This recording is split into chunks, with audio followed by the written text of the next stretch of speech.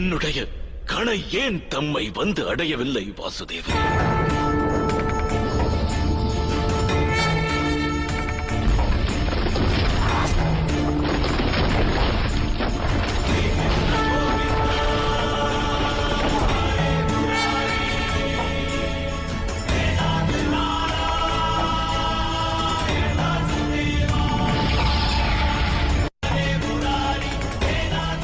வாசுதேவ கிருஷ்ணன் அல்ல, எது வம்சத்தைச் சேர்ந்தவன் அல்ல, நான் மானிடனும் அல்ல, நான் பரபிரம்மமாவேன் குரு சிரேஷ்டரே. நானே சத்தியம், ஞானம், தர்மமாவேன். என் அனுமதி பெற்றே நடக்கிறது யுத்தம், என் அனுமதியோடே அணுவும் அசைகிறது நித்தம், என்னுடைய அனுமதி பெற்றே அணுகும் தம்முடைய மரணம்.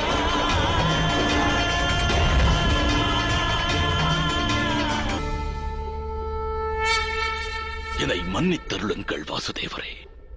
தம்முடைய உண்மையான ரூபம் அறியத் தவறிய மூடன் நான்.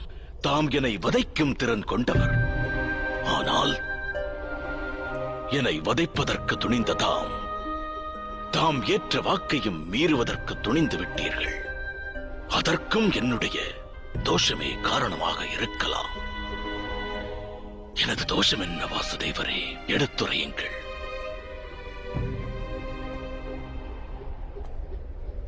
அஞ்ஞானமே தமது தோஷமாகும் பீஷ்மரே. தாம் தர்மத்தின் உண்மையான ஸ்வரூபத்தை இதுவரை அறிவதற்கு முயற்சிக்கவில்லை. அகிலத்தில் கருணை என்னும் வேரூன்றி விருட்சமாய் வளர வேண்டியது அவசியம். அதுவரை அகிலத்தில் தர்மம் நிறைவு பெறா நிலையில் தங்கும். இதுவரை தாம் தமது வம்சத்தின் மேன்மை பற்றியே சிந்தித்தீர்கள். அகிலத்தின் நன்மை பற்றிய சிந்தனை தம் சிந்தையில் எழவில்லை. ஆகையால் தம்முடைய தியாகமும் சுயநலம் என்றே கூறப்படும். என்னுடைய தந்தையின் நலன் கருதி ராஜ்யத்தை தியாகம் செய்தேன். வாழ்வில் பிரம்மச்சரியம் பூண்டு வாழ்ந்து வந்தேன். இதில் என் சுயநலம் ஏதுமில்லையே வாசுதேவரே. பிரம்மச்சரியம் என்னும் பிரதிஜை, அரச அரியணையின் தியாகம் நிச்சயம் உத்தமமான காரியம்தான். ஆனால் அகிலத்தின் நன்மைக்காக தாம் கடமையாற்ற ஏன் தவறினீர்கள் கங்கை மைந்தரே? குரு வம்சமானது அழியக்கூடாதென்றெண்ணினேன். அஸ்தினாபுர அரியணைக்காக யுத்தம் மூடக்கூடாதென்றெண்ணினேன்.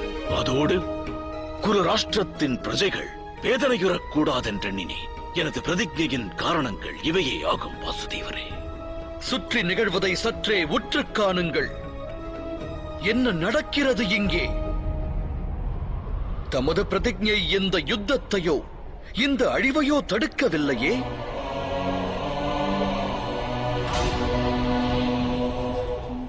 சற்று சிந்தியுங்கள் கங்கை மைந்தரே. தாம் தம்முடைய பிரதிஜையை தர்மம் என்று எண்ணினீர்கள். அது உண்மையில் தர்மமாக இருந்திருந்தால் ஏன் இந்த மகா யுத்தம் நடைபெறுகிறது? கங்கை மைந்தரே, தர்மத்தின் அர்த்தம் பழமை எண்ணங்கள் அல்ல, பழமையான குல வழக்கங்களும் அல்ல. தர்மம் என்பது வாழ்வின் பெயர். வாழ்வென்பது நிரந்தர மாற்றத்தை கொண்டது.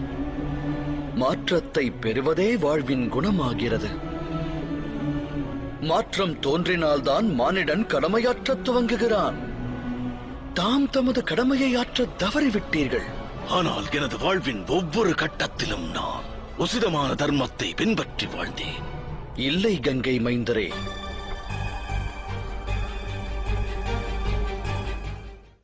இந்த ஜென்மத்தில் தாம் கர்மம் எனும் பந்தத்தோடு இணையாமல் போனீர்கள். அக்காரணத்தால் உண்மையான கர்மத்தை தாம் ஆற்றவும் இல்லை. கர்மத்தின் அர்த்தம் தீர்மானம் மேற்கொள்வது, மேற்கொண்ட தீர்மானத்தின் விளைவுகளை ஸ்வீகரிப்பது. தாம் தீர்மானத்தை மேற்கொண்டீரா கங்கை மைந்தரே? மகாராஜா பாண்டுவின் ராஜ்யாபிஷேகமும் தம்முடைய தீர்மானம் அல்லவே? பிறவியிலேயே பார்வையற்ற ஒருவர் அரசராகும் தகுதியற்றவராவார். ஆகையால் தமையன் பாண்டுவிற்கு ராஜ்யாபிஷேகம் நிகழ்த்த வேண்டும் என்று எடுத்துரைக்கிறேன். மகாராஜா திருதராஷ்டிரர் மகாராணி காந்தாரியின் விவாக தீர்மானம் அக்ஷய திருதியை சுப முகூர்த்தத்தில் திருதராஷ்டிரனது விவாகம் காந்தார குமாரி காந்தாரியோடு நல் முறையில் நடக்கும். மகாராஜா திருதராஷ்டிரரை அதர்மம் செய்யாது ஏன் தாம் தடுக்கவில்லை கங்கை மைந்தரே? குமாரர் துரியோதனனுக்கு எதிராக செயல்படும் இவர்கள் அனைவருக்கும் நியாயம் வழங்குங்கள். இவர்களை சிரச்சேதம் செய்யுங்கள். இது மாபெரும் அநியாயமாகும். இது அரசனுடைய ஆணை. சூது விளையாட்டின் தீர்மானம் குலமகள் பாஞ்சாலிக்கு நேர்ந்த அவமானத்தை தடுக்காதிருந்தது. பிதாமகரே, அரச குலங்கள் அனைத்திலும் தாம் புகழ் பெற்றவர். தாம் பரிசுத்தமான அந்த கங்கையின் புதல்வர். தம் கண்ணெதிரே நடக்கும் இந்த அநியாயம் கண்டு தாம் ஏன் மௌனம் சாதித்தீர்கள்?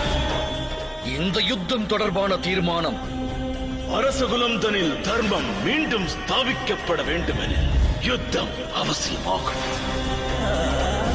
அனைத்து அதர்மங்களையும் அடியோடு தடுக்கும் திறனும் தம்மிடம் இருந்தது, உடன் சக்தியும் இருந்தது. ஆனால் அதற்கான தீர்மானத்தை தாம் மேற்கொள்ளவில்லை. தாம் தம்முடைய பிரதிஜை மற்றும் வாக்கிற்கு அடிபணிந்தே வாழ்ந்தீர்கள். நான் சேவகனாக இனி என் வாழ்வை கழிப்பேன். தெளிவாக கூறினால் நல்முறையில் கடமையாற்றி தீர்மானம் மேற்கொள்ள வேண்டிய தாம் அதை விடுத்து விலகி நின்றீர்கள்.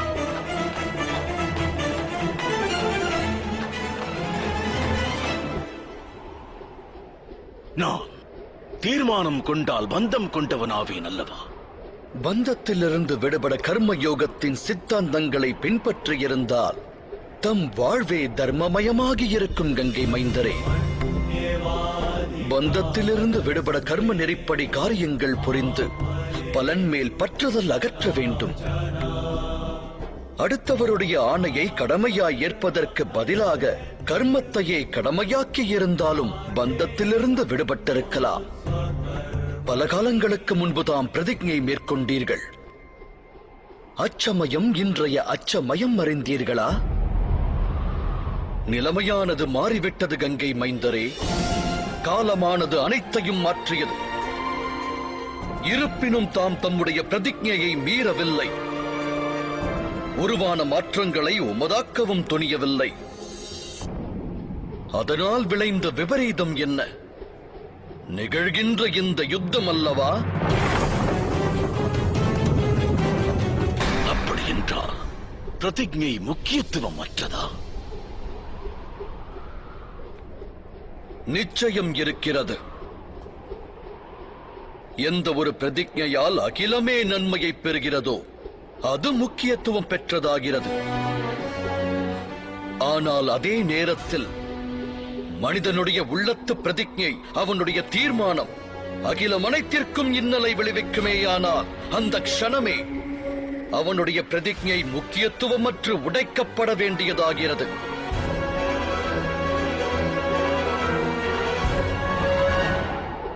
இன்றைய போரில் பாண்டவருக்கு சாதகமாக தங்களால் யுத்தம் புரிவதற்கு இயலாமல் போனாலும் தம் இரு கரத்தில் உள்ள அஸ்திரங்களை தியாகம் செய்து இறைவனை வேண்டி மரணத்தை ஸ்வீகரியுங்கள்.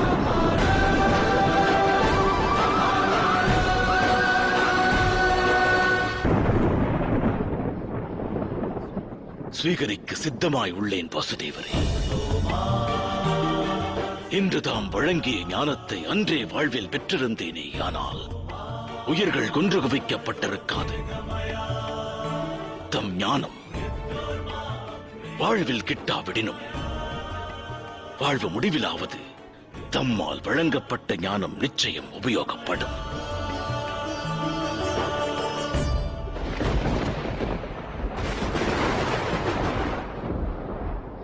தமது கரம் கொண்டு மரணம் நிகழ்ந்தால் நான் பரம சௌபாக்கியம் பெற்றவனாவேன். இக்கிழவனுக்கு ஒரு முடிவை தாருங்கள். நான் சித்தமாக உள்ளேன்.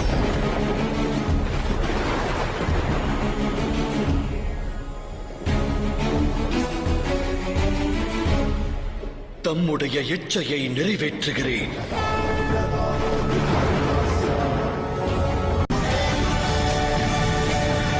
பொருங்கள் மாதவா, யுத்தம் புரியேன் என்று வாக்களித்துள்ளீர்கள். இது வாக்கினை மீறும் சமயமாகும் பார்த்தா. ஆகையால் நான் அளித்த வாக்கை அளிக்கின்றேன். ஆனால் மாதவா, அகிலமே தம்மை பழி கூறும் அல்லவா? அந்த பழியையும் நான் ஏற்பேன் அர்ஜுனா. இந்த யுத்தம் முடியும் தருவாயில் நீ போற்றும் வாசுதேவனை பலர் சாபம் தந்து தூற்றப் போகிறார்கள் என்பதை அறிவேன். அதன் விளைவை பற்றிய சுகமோ துக்கமோ என்னில் இல்லை. தற்சமயம் கங்கை மைந்தர் பீஷ்மரின் மரணமே அவசியம்.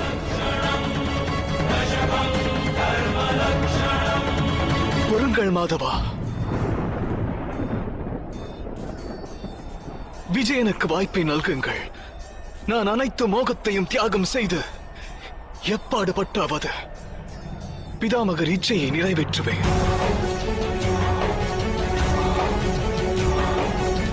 ஆனால் தாம் இந்த அர்ஜுனனுக்காக அவச்சொல்லை ஏற்க நான் அனுமதியேன் மாதவா. அவ்வாறு ஒரு நிலை உருவானால் அக்கணமே அர்ஜுனனின் இன்னுயிர் இத்தேகம் விட்டு பிரிந்துவிடும் மாதவா. வேண்டுகோளை நிறைவேற்ற தம் பாதார விந்தம் படுகின்றேன்.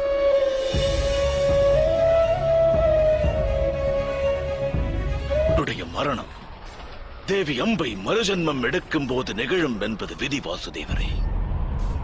அக்காரணத்தினால் ராஜகுமாரி அம்பை சிகண்டினி எனும் ரூபத்தில் ஜனனம் எடுத்தாள். என்னை வதைத்து அந்த ஆத்மா ஆனந்தம் பெறுவதற்கு அனுமதியுங்கள். நான் வாக்களிக்கின்றேன். தமக்கு வாக்களிக்கின்றேன் வாசுதேவரே. அவளின் வருகைக்கு காத்திருப்பேன். இன்றைய தினம் ரணபூமியில் சிகண்டியின் உருவம் என் எதிர் தென்படுகிறதோ நான் என்னுடைய அனைத்து அஸ்திரங்களையும் தியாகம் செய்வேன். அதுவரையில் நான் அஸ்தினாபுரத்தின் எனது வீரர்களை காத்தருள்வேன். ஆனால் தமது சேனையின் எந்த வீரரின் மரணமும் எனது கரத்தால் நிகழாது. இது என்னுடைய கடமை அல்ல, எவருடைய ஆணையும் அல்ல. இது எனது தீர்மானமாகும் வாசுதேவா.